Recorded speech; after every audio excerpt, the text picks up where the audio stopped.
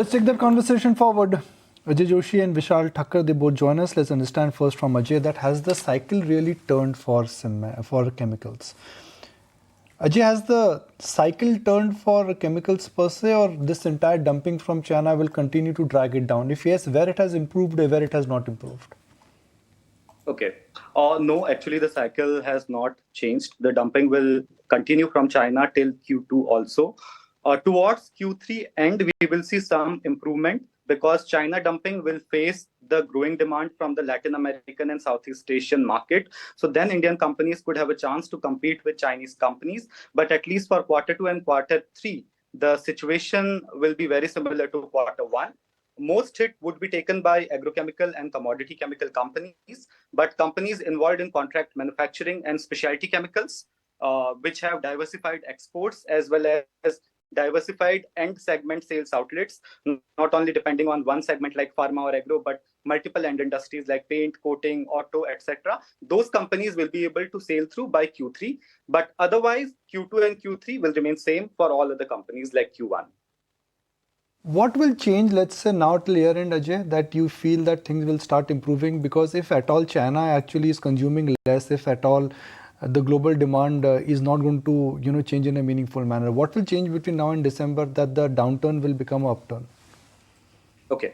So by December end, India is working on a lot of global policies as well as FTA with its Southeast Asian ASEAN neighbors. So they are highly dependent on China as of now because of their free trade agreement from China because of the duty benefit. Now the Indian government is coming up with some revision in policies which will make India much more competitive than China towards the ASEAN nations. But ASEAN nation, whether it is Indonesia, Vietnam, they are also a consuming nation similar to India. In today's time where China demand is very, very low, the demand from India, Southeast Asian nations are very, very strong. So that will give some pull to Indian exporters. The second factor will be the agrochemical season will be back in Latin America by October, November. So all the global principals, whether it is BASF, Syngenta, Corteva, who outsource the contract manufacturing part to Indian companies, they will also open up the order pipeline for future orders. So that will give some boost to Indian exporters in the chemicals segment. So these two will be the main drivers for growth. If I could get you in on the discussion, considering you are an industry player, wanted to understand from your sense, because, on one hand, you've had large global companies almost warning of a Lehman-like crisis within the chemical sector, but domestically, things don't look all that bad. Tell me, is it really burning down for the chemical industry? Okay, good morning. First, you have to divide two European players into two parts. One who are the patented players and the innovators, and two are the CDMO players who are supplying to those kind of players. So let me talk about like what we are talking about, Syngentas and Sumitomos and your others. They would be the one part of it. But second part, if you look at it, the Lanxess is basically suppliers to these kind of players, right? And if you look at it for India, on the commodity side, yes, China play will come into play to a large extent. But when we come to the CDMO side of it, we are suppliers to not to Lanxess, but we are suppliers to Syngentas and Sumitomos, right? When Syngenta and Sumitomo will move their demand more from Europe and China to India.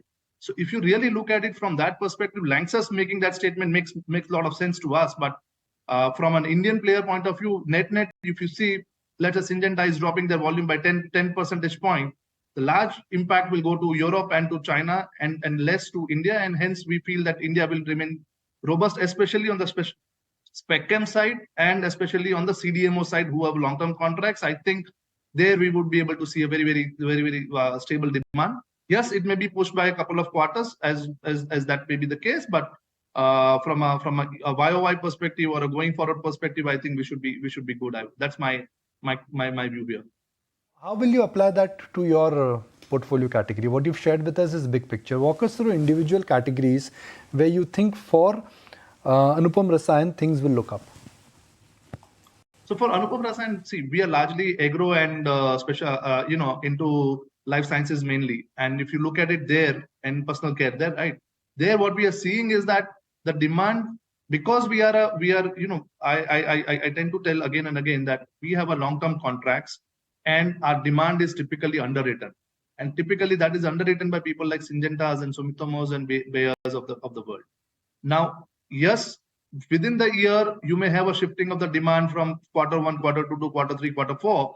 And typically you will see that the first two quarters, there will be a little bit of a less buoyancy. In the third and the fourth quarter will be higher buoyancy because of agri cycle that our co-panelists also mentioned. So from our perspective, we see that the first two quarters may be flattish and the second two quarters will catch up for the demand. So that's how we would see the demand for the year. Growth, not only demand, I'm talking about growth. And Ajay, I wanted to get in your take just when it comes to the sector outlook. In terms of the recovery, the chemical space is, of course, very vast, commodity, specialty, agrochem, etc. Which segment, according to you, is likely to see a smart recovery, and what is the sort of timeline that you're looking at? Specialty chemicals will see very, very fast recovery. From Q2 onwards, the order pipeline is opening up, and China is getting weak in specialty pricing because of their raw material pricing. For commodity, the situation will improve towards Q3 onwards only. And for agrochemicals, for the formulation companies, not for the contract manufacturing companies, but for formulation agrochemical companies, by Q4 of this fiscal year only, there will be some positive turnaround. Overall, net-net, specialty chemicals would be the fastest gainer, and the companies involved in that segment would, we will see the moon landing type approach from them, Q2 onwards. Ajay, I go back to that very basic point that China right now has excess capacity. The demand is not there, whether it is local demand and whether it is global demand for Chinese products. If you're a Chinese manufacturer, you know that I have to sell. And the only way I can sell is that I have to make it more attractive, which is I'll have to break the prices. So once local demand is not there and the acceptability for Chinese made in China products is not there, do you think this will actually have a far greater disruptive impact, and this could be a multi-year phenomenon because large capacities now will have to sell at rates which are not economically viable for them? Yeah. Very fair point. And this is actually happening for a lot of export destinations, popular export destinations for India, like Latin America, Southeast Asia. But we need to see China on a global level also. Its trade tensions with a lot of countries. If we take US-China trade, US has imposed a lot of import duties in the range of 20 to 30% on import of chemicals from China. So US demand is entirely moving towards a new supply source, and India is coming out to be the most reliable partner for a country like USA. Similarly, like I said, a lot of Southeast Asian companies, they got troubled from Chinese suppliers a lot immediately after COVID. So China, although is the cheaper supplier, the undercutting supplier, but it's not the most reliable supplier still. So for that part, the secondary supplier comes out to be India. So that is giving India some limelight in the Asian market, which used to be the popular Chinese destinations for export. Another market where India is trying to expand its base beyond agrochemicals is Latin American market. Latin American market, I always say it's an underdog when it comes to personal care, home care chemicals, construction chemical segment. Indian companies mainly focus on in agrochemicals there only. But Latin America also, India and Brazil are going to have a new FTA in place by year end. So that will further boost the export of specialty chemicals and commodity chemicals from India to Latin America also. So overall, the China price erosion phenomena will slowly die down towards the end of this fiscal year by Q4. Okay, gentlemen, both of you, Ajay as well as Vishal, thanks so much for taking the time out and highlighting what's really going on with the chemical sector right now.